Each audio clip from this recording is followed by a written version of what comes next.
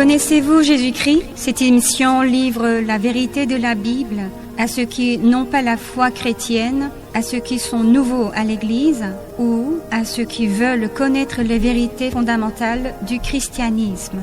Cette émission est menée par Sangdin Lee, pasteur de l'Église coréenne et missionnaire de CCMF, Communauté coréenne des missions pour la francophonie au Bénin. Et je suis Eunzi Park, missionnaire de PCKWM, mission mondiale de l'Église presbytérienne de Corée et de CCMF au Bénin.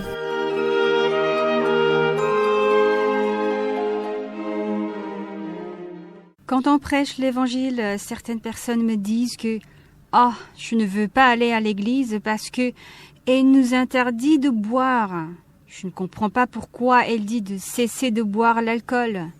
Il est bien l'alcool. Parmi les fidèles des églises, certains ressentent de l'angoisse, ne voulant pas cesser de boire, et d'autres finissent par abandonner l'église à cause de l'alcool.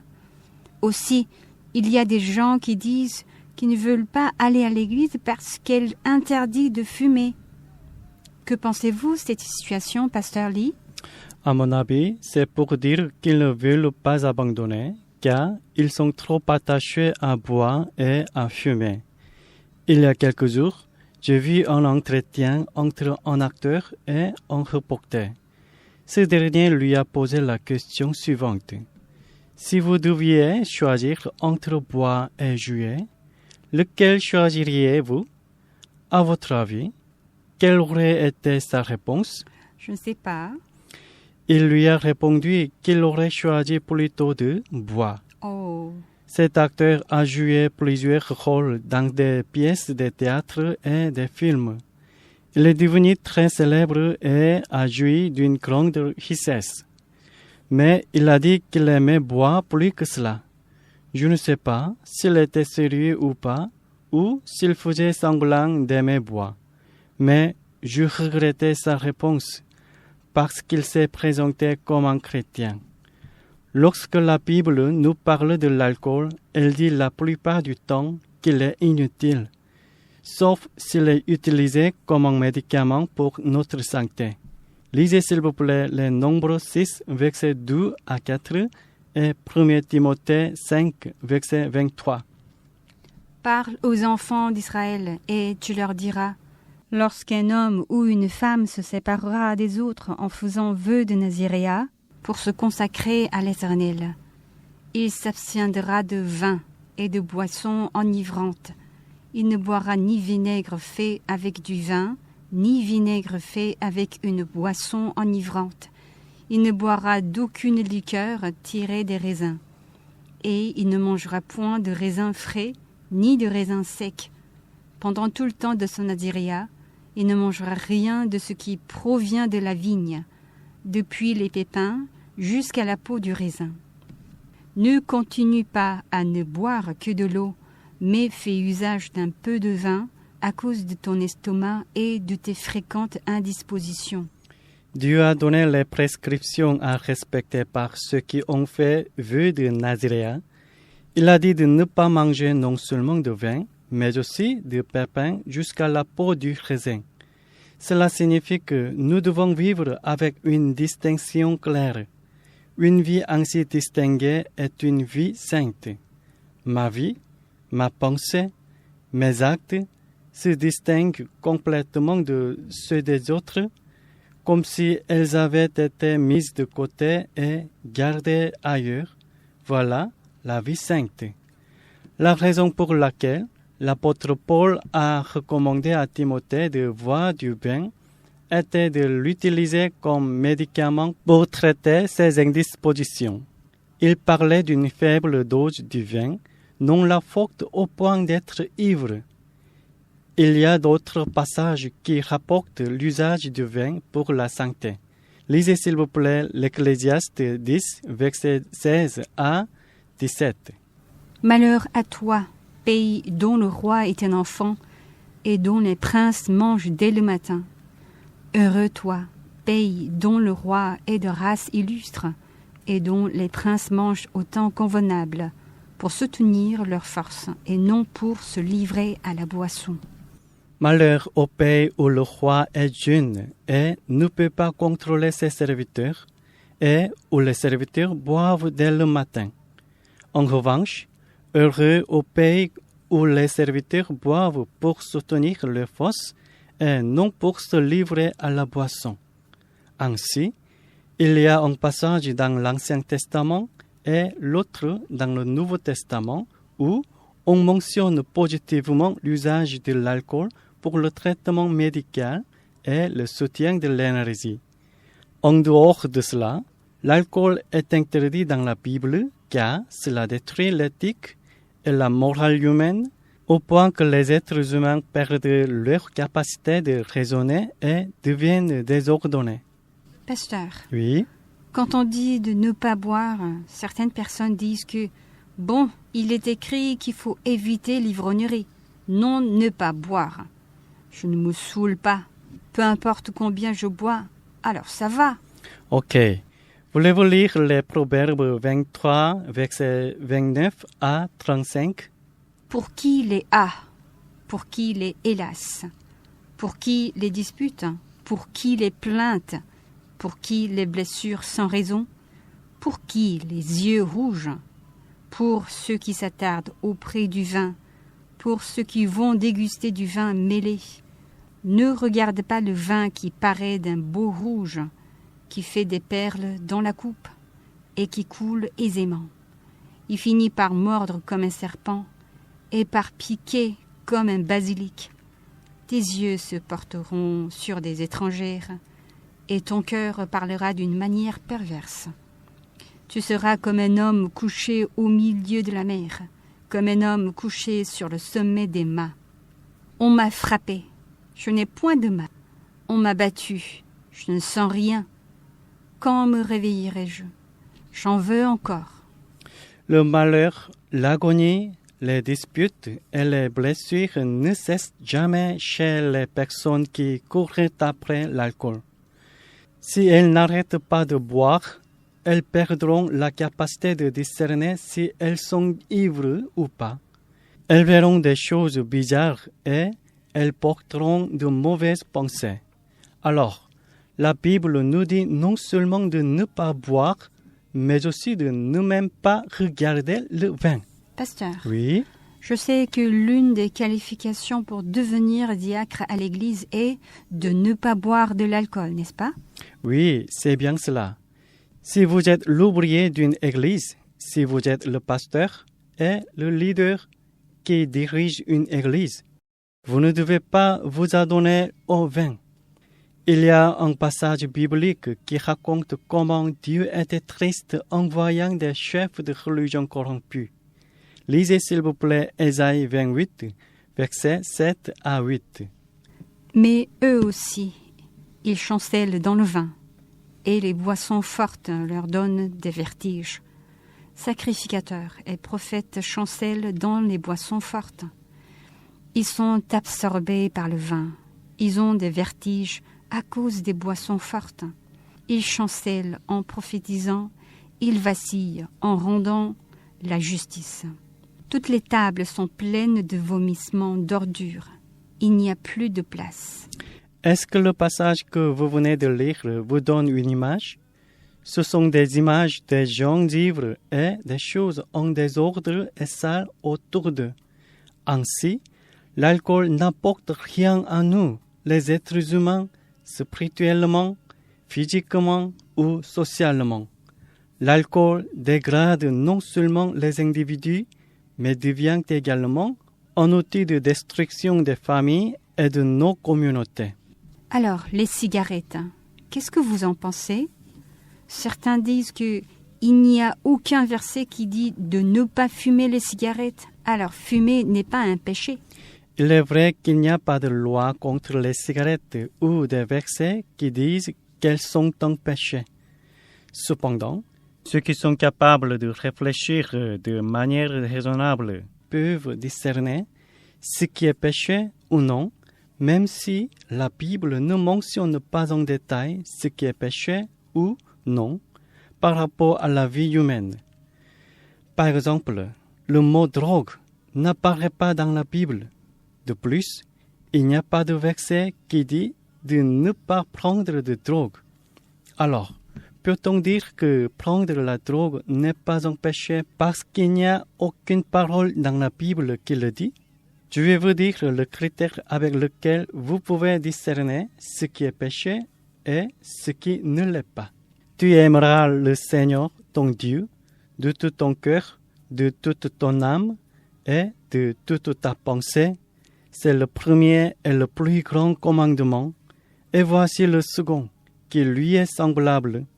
Tu aimeras ton prochain comme toi-même. De ces deux commandements dépendent toute la loi et les prophètes. En tant qu'enfant sauvé de Dieu, si mes pensées, mes paroles et mes actions ne sont pas conformes au fait d'aimer Dieu et d'aimer de servir mon prochain, c'est un péché de rébellion et de désobéissance à la volonté de Dieu. Si l'alcool et les cigarettes sont un grand bénéfice pour la santé humaine et sont meilleurs pour restaurer l'énergie, nous devrions alors continuer de boire et de fumer tous les jours. Et il faudrait les recommander vivement aux personnes malades sur le point de mourir et les prescrire comme le meilleur médicament. Il faudrait aussi les donner à de nouveau-nés au lieu du lait de leur maman. Qu'en pensez-vous? S'il y a des parents qui le font, des gens le considéreraient comme des meurtriers. Comme vous le savez tous, l'alcool et les cigarettes sont nocifs pour la santé humaine. Dieu nous a donné la vie et nous a dit d'être féconds et de multiplier, mais serait-il possible de maintenir la santé en buvant et en fumant? Nous ne devons pas mépriser la vie que Dieu nous a donnée en buvant et en fumant au lieu de la respecter. L'alcool et les cigarettes sont des choses nocives non seulement pour soi-même, mais aussi pour les autres. Quelqu'un a dit que le feu de cigarette est petit, mais il a tué plus de personnes que la bombe atomique. Vraiment? Vous voulez dire que les gens morts à cause des cigarettes sont plus nombreux que ceux qui sont morts à cause de la bombe atomique? Est-il vrai? Oui, c'est vrai. En fait, le nombre et les causes des décès sont annoncés chaque année et le nombre de décès dus aux cigarettes dépasse les 8 millions chaque année. Beaucoup sont morts à cause des cigarettes. Je vous ai dit tout à l'heure que ceux qui meurent à cause des cigarettes sont plus nombreux que ceux qui sont morts à cause de la bombe atomique. Savez-vous le nombre de morts causés par la bombe atomique lorsque les États-Unis ont bombardé le Japon? C'est environ 80 000. Cela veut dire que les personnes qui sont mortes à cause des cigarettes sont 100 fois plus nombreux que celles qui sont mortes à cause de la bombe atomique. C'est horrible. Chaque année, plus de 8 millions de personnes sont mortes à cause des cigarettes. Tel était le nombre décédés l'année dernière et tel sera le nombre qui va décéder cette année aussi. 8 millions par an signifie qu'environ 22 000 personnes meurent chaque jour. N'est-il pas sérieux qu'un si grand nombre de personnes meurent chaque jour? Je pense que tout le monde connaît le virus Covid-19 qui s'est propagé dans le monde entier il n'y a pas si longtemps. Lorsque le Covid était à son apogée, le nombre moyen de décès par jour était de 7 700. Quand plus de 7 000 personnes mourraient par jour à cause du Covid dans le monde, beaucoup craignent que cela ne soit la fin du monde. 3 fois plus de personnes meurent chaque jour à cause des cigarettes, mais beaucoup de gens l'ignorent. Pourquoi les gens ne prennent-ils pas au sérieux ce problème? Même si plus de 20 000 personnes meurent par jour à cause des cigarettes, ce bilan comprend les décès causés par le tabagisme direct, ainsi que les décès causés par le tabagisme indirect, c'est-à-dire ceux qui sont morts à cause des fumeurs autour d'eux. Si quelqu'un meurt à cause de ma fumée de cigarette, n'est-ce pas un meurtre? La réunion internationale s'organise souvent pour diminuer les armes nucléaires. Mais je ne pense pas qu'il y ait une réunion pour éliminer les cigarettes, qui sont un outil meurtrier plus dangereux que les armes nucléaires. Bien sûr, il y a eu une réunion sur l'interdiction de fumer, mais il n'y a pas eu de réunion sur l'élimination définitive des cigarettes de la Terre. Chers auditeurs, les cigarettes sont la drogue. Parmi les nombreux composants contenus dans une fumée de cigarette se trouve la nicotine, qui est médicalement classée comme une drogue. La fabrication et la vente d'autres drogues sont interdites par la loi et les violations sont sévèrement punies. Mais les cigarettes sont-elles interdites? Des usines qui produisent les cigarettes fonctionnent et vendent avec l'autorisation du gouvernement. Et les exportent même. Les cigarettes contiennent plus de 70 types de substances cancérigènes.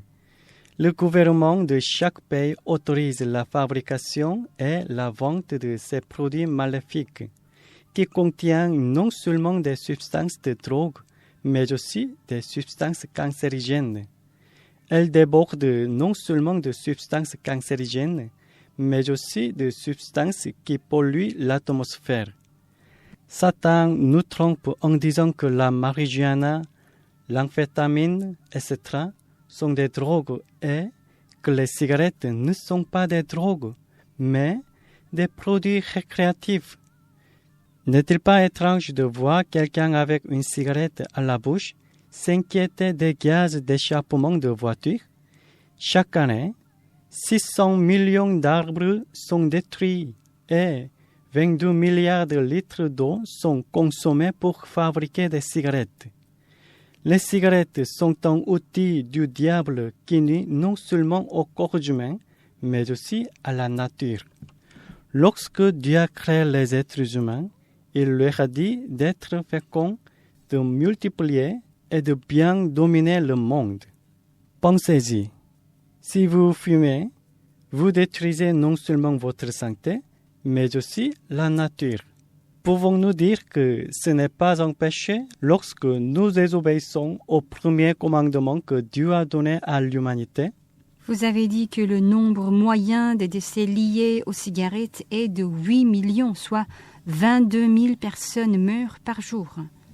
Et vous avez dit également que le nombre total des décès relatifs à la bombe atomique était d'environ 80 000. Si tel était le cas, le nombre de décès causés par la cigarette n'est pas différent de celui des personnes décédées si une bombe atomique était lancée tous les 4 jours. Oui, vous pouvez les comparer de cette façon. Imaginez, tous les jours, quelqu'un met des substances cancérigènes et des polluants atmosphériques dans votre maison. Qu'est-ce que vous allez faire? Si vous nourrissiez votre famille avec quelque chose qui causait des désastres, des inquiétudes, des conflits, de la haine et des blessures chaque jour, que feriez-vous? Ce sont les cigarettes et l'alcool qui causent toutes ces choses. Lisez s'il vous plaît 1 Corinthiens 3, versets 16 à 17. Ne savez-vous pas que vous êtes le temple de Dieu et que l'Esprit de Dieu habite en vous? Si quelqu'un détruit le temple de Dieu, Dieu le détruira, car le temple de Dieu est saint, et c'est ce que vous êtes. Vous êtes le temple de Dieu. L'Esprit de Dieu habite en vous. Alors, de mauvaises choses ne peuvent point rester dans un endroit si saint. Si vous vous souillez vous-même de l'alcool et des cigarettes, cela revient à souiller le temple de Dieu. D'ailleurs, l'apôtre Paul a dit ce qui suit. Nous sommes, en effet, pour Dieu la bonne odeur de Christ, parmi ceux qui sont sauvés et parmi ceux qui périssent. Selon ce passage, les chrétiens doivent avoir la bonne odeur de Christ. Nous ne pouvons pas dire que l'odeur de l'alcool et des cigarettes sont la bonne odeur de Christ.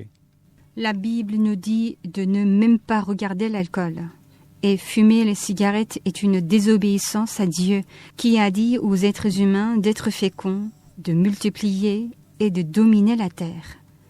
D'ailleurs, fumer les cigarettes revient à acheter un billet de loterie qui nous fait gagner des maladies telles que la crise cardiaque ou le cancer du poumon. Connaissez-vous Jésus-Christ ? Aujourd'hui, nous avons traité le thème « Pourquoi l'Église interdit-elle de boire et de fumer ?» À bientôt pour notre prochain épisode.